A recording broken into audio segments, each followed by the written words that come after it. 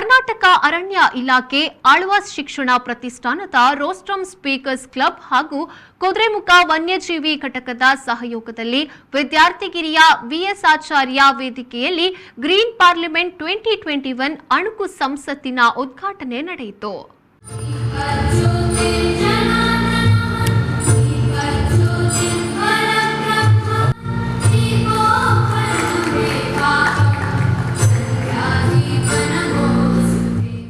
ಮಂಗಳೂರು ಉತ್ತರ ಕ್ಷೇತ್ರದ ಶಾಸಕ ಡಾ ವೈ ಭರತ್ ಶೆಟ್ಟಿ ಮುಖ್ಯ ಅತಿಥಿಯಾಗಿ ಭಾಗವಹಿಸಿ ಮಾತನಾಡಿ, ವಿದ್ಯಾರ್ಥಿಗಳ ಯೋಚನೆಗಳು ಪರಿಸರ ಸಂರಕ್ಷಣೆಯತ್ತ ಇರಬೇಕು.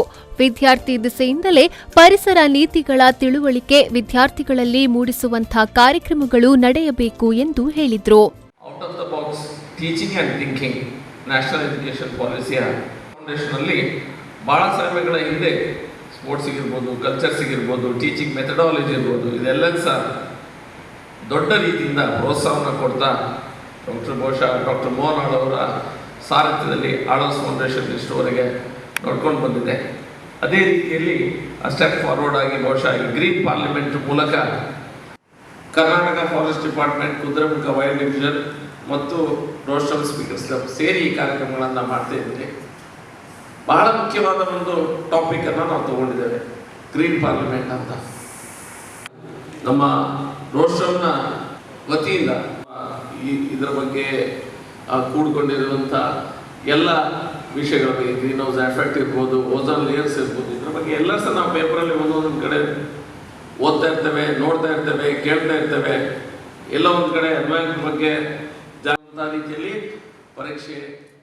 ಶಾಸಕ ಉಮಾನಾಥ್ ಕೋಟ್ಯಾನ್ ಅಧ್ಯಕ್ಷತೆ ವಹಿಸಿ ಮಾತನಾಡಿ, ಸಂಸತ್ತಿನಲ್ಲಿ ವಿರೋಧ ಮಾಡಬೇಕಾದನ್ನ ಸಮರ್ಥವಾಗಿ ವಿರೋಧಿಸಿ ಉತ್ತಮ ವಿಚಾರಗಳಿಗೆ ಶಕ್ತಿ ತುಂಬಿ ಮಾತನಾಡಬೇಕು. ಆರೋಗ್ಯಪೂರ್ಣ ಚರ್ಚೆಯಿಂದ ಸಮಾಜಕ್ಕೆ ಹಾಗೂ ಪರಿಸರಕ್ಕೆ ಒಳಿತಾಗುತ್ತದೆ.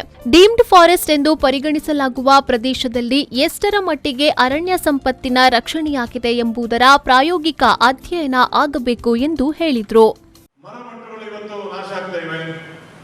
ಎಲ್ಲಿ ನೋಡಿದರಲ್ಲಿ ಇವತ್ತು ಮನೆಯ ಅಥವಾ ನಮ್ಮ ಕಂಪೌಂಡಿನ ಹೊರಗೆ ನಮ್ಮ ಹಿತ್ತಿನಲ್ಲಿರ್ಬೇಕಾದಂತ ಮರಗಳು ಇವತ್ತು ಮನೆಯ ಒಳಗೆ ಮರಗಳಿವೆ ಜಾಸ್ತಿ. ಇಡೀ ನಮ್ಮ ಗೋಡೆಗೆ ಮರವನ್ನ, ಸ್ಲ್ಯಾಬ್ಗೆ, ಅದಕ್ಕೆಲ್ಲ ಮರವನ್ನ ನಾವೆಲ್ಲ ಅಲಂಕರಿಸಿ ಮರವನ್ನ ಕಡಿದು ತಂದು ಮನೆಯ ಒಳಗೆ ಅದನ್ನ ಉಪಯೋಗಿಸುವಂತ ಸ್ಥಿತಿಗೆ ಬಂದು ಮುಟ್ಟಿದೆ. ಪಾರ್ಲಿಮೆಂಟ್ ಸದಸ್ಯರಾಗಿ ಅದರ ಹಕ್ಕು ಅದು ಮಾತಾಡುವಂಥದ್ದು ನನಗೆ ಮಾತಾಡ್ಲಿಕ್ಕೆ ಹಾಕಿದೆ. ಬಹಳ ಒಳ್ಳೆಯ ಪರಿಸರ ಇತ್ತು, ಕುಡಿಯುವ ನೀರು ಬಹಳ ಒಳ್ಳೆಯ ನೀರಿತ್ತು, ಬಾವಿಯಿಂದ ನಾವು ನೀರು ತೆಗೆದು ಕುಡಿತಾ ಇದ್ದೇವೆ ಅಂದಿನ ದಿನಗಳಲ್ಲಿ.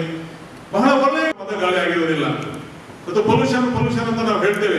ನಾವಿವತ್ತು ಪ್ರತಿಯೊಬ್ಬರು ಗಮನಿಸಬೇಕಾದ ಅಂಶ, ಒಂದು 40-50 ವರ್ಷಗಳ ಹಿಂದೆ ಹೋದಾಗ ಈ ದೊಡ್ಡ ದೊಡ್ಡ ರೋಗಗಳು ಏನು ಇವತ್ತು ಕ್ಷಯ ಇರ್ಬೋದು, ಕ್ಯಾನ್ಸರ್ ಇರ್ಬೋದು, ಹಾರ್ಟ್ ಅಟ್ಯಾಕ್ ಇರ್ಬೋದು, ಕಿಡ್ನಿ ಫೇಲಿಯರ್ ಇಂತಹ ರೋಗಗಳು ಒಂದು ಪ್ರಾರಂಭ ಆಗ್ತದೆ. ಪೊಲ್ಯೂಷನ್, ಕುಡಿಯುವ ನೀರೇ ವಿಷವನ್ನು ಕುಡಿತಾ ಇದ್ದೇವೆ ನಾವು. ಸೇವಿಸುವಂತ ಗಾಳಿಯನ್ನು ಇವತ್ತು ವಿಷವಾದ ಗಾಳಿಯನ್ನು ನಾವು ಸೇವಿಸ್ತಾ ಇದ್ದೇವೆ. ಎಲ್ಲಿ ನೋಡಿದಲ್ಲಿ ಪರಿಸರ ನಾಶ ಆಗ್ತಾ ಇದೆ, ನಾವು ಕಾಣ್ತೇವೆ. ಡೆಪ್ಯೂಟಿ ಅರಣ್ಯ ಸಂರಕ್ಷಣಾಧಿಕಾರಿ ಪಿ ರುದ್ರನ್, ಆಳ್ವಾಸ್ ಶಿಕ್ಷಣ ಪ್ರತಿಷ್ಠಾನದ ಅಧ್ಯಕ್ಷ ಡಾ ಎಂ ಮೋಹನ್ ಆಳ್ವಾ, ಟ್ರಸ್ಟಿ ವಿವೇಕ್ ಆಳ್ವಾ ಉಪಸ್ಥಿತರಿದ್ದರು. ಪ್ರೇಮಶ್ರೀ, ವಿ4 ನ್ಯೂಸ್, ಮೂಡುಬಿದ್ರೆ.